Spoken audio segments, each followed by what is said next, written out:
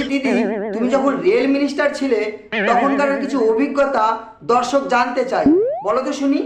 এক সময় rail minister ছিলাম। আমি দেখেছিলাম একটা ট্রেন হঠাৎ করে ফরাক্কা দিয়ে যাওয়ার সময় হঠাৎ করে জলে ভর্তি হয়ে গেল। এবং ট্রেনটাকে আমাকে দড়ি বেঁধে বেঁধে আনতে হয়েছিল।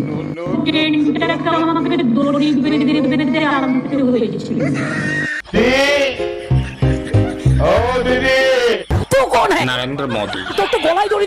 আচ্ছা দিদি, মোদিজি শুধু ও দিদি ও দিদি করে কিসের জন্য?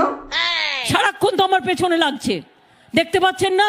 শুধু কি মোদিজি তোমার পেছনে লাগছে দিদি? সারা পশ্চিম বাংলার মানুষ তোমার পিছনে লাগছে। পিছনে লাগবেই বা না কেন? কোনটা চন্দ্র, কোনটা সূর্য, কোনটা মহাকাশ, কোনো কিছুই তো তোমার জ্ঞান নেই। যখন যাকে পাচ্ছ তখন তাকে তুমি চাঁদে পাঠিয়ে দিচ্ছ। কখন